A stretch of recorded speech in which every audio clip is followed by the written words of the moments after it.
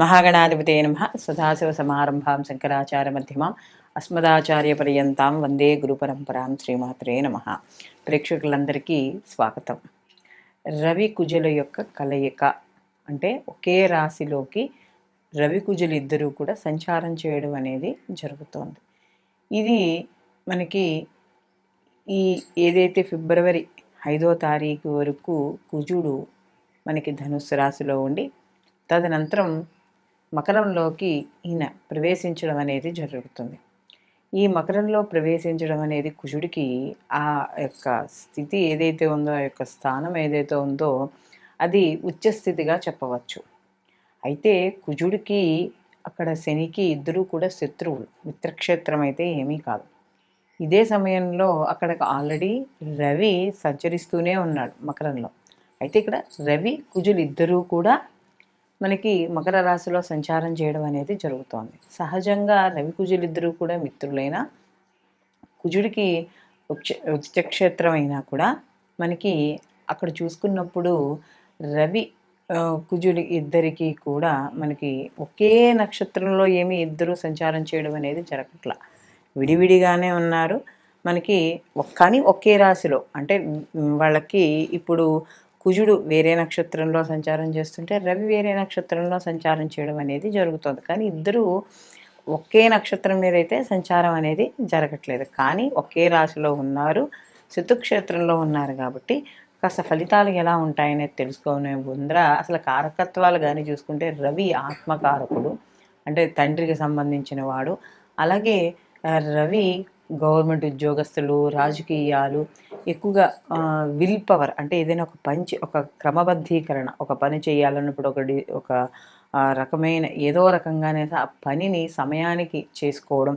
అలాగే అహంకారం, మామూలుగా మనం చూసుకున్నప్పుడు కూడా జ్యోతిష శాస్త్రంలో రవిని రాజుగా చెప్పడం అనేది జరుగుతుంది. అలాగే ఇక్కడ కుజుడు కానీ చూసుకున్నప్పుడు సైన్యాధ్యక్షుడు, అంటే రవి ఏదైతే ఆర్డర్ వేస్తాడో దాన్ని కుజుడు ఇంప్లిమెంట్ చేస్తాడు. కాబట్టి సహజంగా ఈ యొక్క కుజుడు సైన్యాధ్యక్షుడు కాబట్టి ఎక్కువగా కోపము, క్రోధము, అలాగే యుద్ధానికి సంసిద్ధమైన వాడిలా ఎప్పుడు ఉండడము, ఇలాంటివన్నీ కూడా కనబడుతూ ఉంటాయి. అలాగే ఈ రెండూ కూడా మనం చూసుకున్నప్పుడు ఈ యొక్క రవి కుజులు ఇద్దరూ కూడా అగ్నితత్వానికి సంబంధించిన వాళ్ళు. అంటే ఇద్దరూ కూడా చాలా వేడిగా, అంటే అగ్నితత్వానికి సంబంధించినప్పుడు ఎలా ఉంటారంటే ఎప్పుడు కూడా ఒక అహంకారం, ఒక దర్పము ఇలా ఉండడం అనేది జరుగుతుంది. అలాంటి గ్రహాలు రెండు కూడా ఇక్కడ మనకి ఏమవుతున్నాయి అంటే ఈ యొక్క మకర రాశిలో సంచారం అనేది జరుగుతుంది. కాబట్టి మనకి ఈ సహజంగా ఈ రవి కుజులు ఇద్దరూ కూడా కలిసినప్పుడు ఎలా ఉంటుంది అంటే కుజుడు భూకారకుడు, అలాగే రవి అగ్నితత్వానికి సంబంధించిన వాడు, గవర్నమెంట్, రాజకీయాలు ఇలాంటివి. కాబట్టి ఎక్కువగా యుద్ధాలు, యాక్సిడెంట్లు, అగ్ని ప్రమాదాలు లేదా భూకంపాలు ఇలాంటివన్నీ కూడా జరిగే అవకాశం అనేది ఎక్కువగా కనబడుతుంది. అంటే అలాంటి ఛాయలు కాస్త ఎక్కువగా కనిపిస్తాయి. కాబట్టి ఈ సమయంలో అంటే ఈ కుజురవులు ఇద్దరు ఏదైతే ఉన్నారో ఈ నిడివి ఈ 8 రోజులు, అంటే ఇంచుమించు మనకి ఈ ఫిబ్రవరి 6వ తారీఖు నుండి మనకి ఫిబ్రవరి 14వ తారీఖు వరకు ఈ యొక్క వీళ్ళు ఏదైతే నిడివి ఉందో ఈ సమయంలో ఎటువంటి ఫలితాలు ఉంటాయి ఈ యొక్క ద్వాదశ రాశుల వారికి అనే విషయాన్ని తెలుసుకుందాం. మేషరాశి వారికి కానీ చూసుకుంటే ఈ రవి కుజుల యొక్క కలయిక దశమ స్థానంలో జరగడం అనేది ఉంది. అయితే ఇక్కడ రవి కుజులు ఇద్దరూ ఏమీ ఒకే నక్షత్రం మీద అయితే సంచారం ఏమీ జరగట్లా. రవి ఆల్రెడీ ముందుకు వెళ్ళిపోవడం అనేది జరుగుతోంది. కాబట్టి ఎప్పుడైతే ఈ మేషరాశి వాళ్ళకి ఈ దశమ స్థానంలో, అంటే రాజ్యస్థానంలో రవి కుజుల యొక్క కలయిక అనేది జరుగుతోందో, ముఖ్యంగా రాజకీయ రంగంలో ఉన్న వాళ్ళకి, అలాగే ఈ యొక్క కన్స్ట్రక్షన్స్, భూములు ఇలాంటివి ఉన్న వాళ్ళకి రవి ఆల్రెడీ మనకి పొలిటికల్తో పాటు సివిల్ వాటికి సంబంధించిన వాడే ఉంటాడు. కాబట్టి అలాంటి విషయాల్లో వీళ్ళకి అనుకూలంగా ఉండడం అనేది జరుగుతుంది. అందులో కుజుడికి ఉచ్చస్థానం అక్కడ. రవితో మిత్రక్షేత్రంతో కలిసి ఉన్నాడు కాబట్టి పూర్తిగా చెడు ఫలితాలు ఇస్తాడు అని అనుకోవడానికి లేదు. కాబట్టి ఇక్కడ కుజుడు కూడా ఇక్కడ రవితో కలిసినప్పుడు శత్రుక్షేత్రమైనా కూడా వీళ్ళకి మంచి ఫలితాలు ఇవ్వడం అనేది జరుగుతుంది. అలాగే ఇక్కడ దశమ స్థానంలో కాబట్టి ఉద్యోగపరంగా కాస్త ఒత్తిడి అనేది కూడా తగ్గుతుంది ఈ యొక్క మేషరాశి వాళ్ళకి. అలాగే ఏదైనా వ్యాపార పరంగాను వృత్తిపరంగా ఏదైనా ముందుకు వెళ్ళదలుచుకుంటే అలాంటి పనులన్నీ కూడా పూర్తి అవ్వడం, అలాగే ముఖ్యంగా ఈ రియల్ ఎస్టేట్ వ్యాపారం, భూముల మీద వ్యాపారం చేసేవాళ్ళకి లేదా భూములు కొనుగోలు అమ్మకాలు ఎవరైతే ఉన్నారో వాళ్ళకి చేసేవాళ్ళకి అందరికీ కూడా అనుకూలంగా ఉంది. ప్రభుత్వ పరంగా ఏవైతే లబ్ధి పొందాలి అని చూస్తున్నారో వాళ్ళందరూ కూడా ప్రభుత్వ పరంగా లబ్ధి పొందడం అనేది జరుగుతుంది.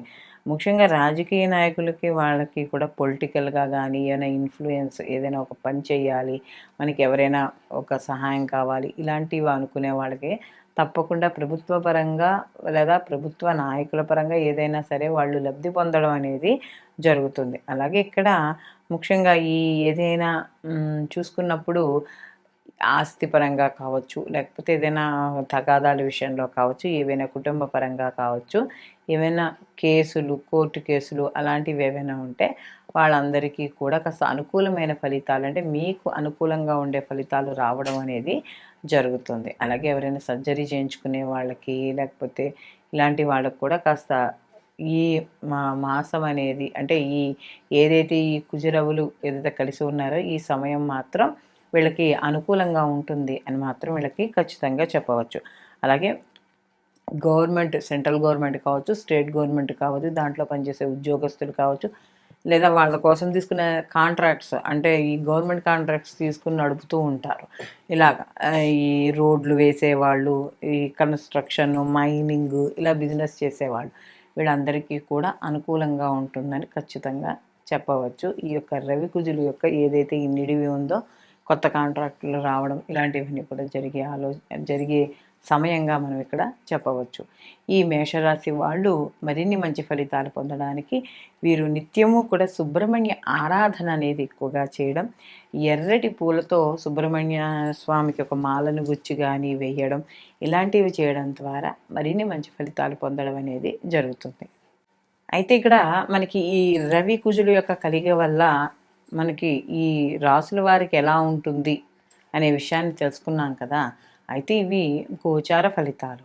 ఇది కూడా ఒక నిర్దిష్టమైన ఈ సమయంలో మాత్రమే ఈ యొక్క ఇప్పుడు మనం చెప్పుకున్న ఫలితాలు ఆపాదించబడడం అనేది జరుగుతుంది.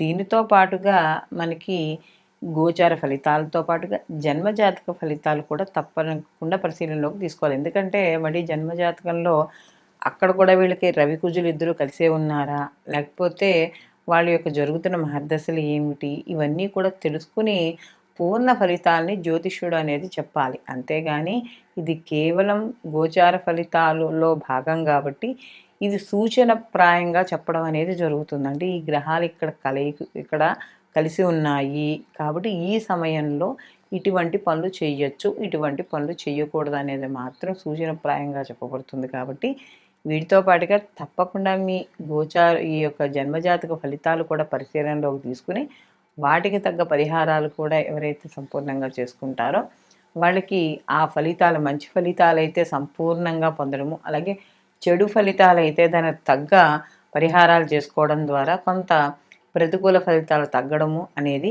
జరుగుతుంది. ఈ రవి కుజుల యొక్క కలయిక కానీ చూసుకున్నప్పుడు మనం మొదట్లోనే చెప్పుకున్నాం, ఈ రవి ఆత్మకారకుడు, కుజుడు వచ్చేటప్పటికి మనకి సంజ్ఞాదక్షుడు అని. సహజంగా ఈ సమయంలో జరిగే ప్రకృతి వైపరీత్యాలు కొన్ని జరుగుతూ ఉంటాయి. అలాగే సహజంగా మానవ తప్పిదాలతో జరిగే ఇబ్బందులు, పొరపాట్లు కూడా జరుగుతూ ఉంటాయి, అందులో శత్రుక్షేత్రంలో కాబట్టి. అయితే ఇవి గోచార ఫలితాలుగా మనం తీసుకోవడం అనేది జరుగుతుంది. అంటే మనకి ఈ గ్రహాల ప్రస్తుతం ఏవైతే గ్రహాలు ఉన్నాయో ఆ గ్రహాల యొక్క స్థితిని బట్టి మనం చెప్పుకునే ఫలితాలు గోచార ఫలితాలు.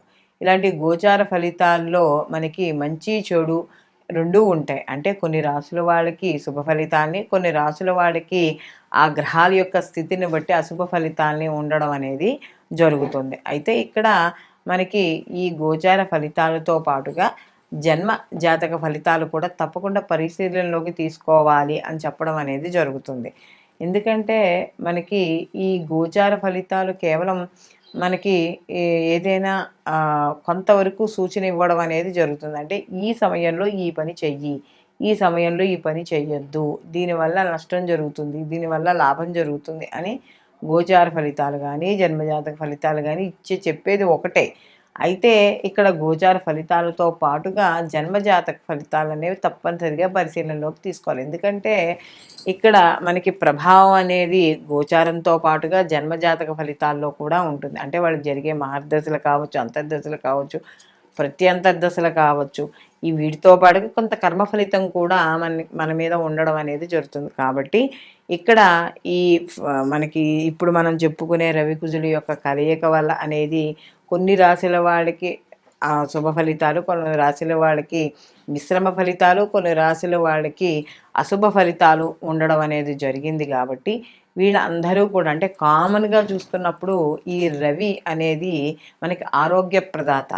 అలాగే మనకి ఈ యొక్క గవర్నమెంట్ ఉద్యోగాలు కావచ్చు, రాజకీయ నాయకులు కావచ్చు, ఏదైనా సరే ముఖ్యంగా మెయిన్ కాన్సెప్ట్ తీసుకున్నప్పుడు ఆరోగ్యకారకుడు. అలాగే కుజుడు కూడా కొంత తన యొక్క ఏదైతే ఈ యొక్క యుద్ధ రంగానికి దానికి సంబంధించిన వాడు, దానికి సంబంధించిన వాడు.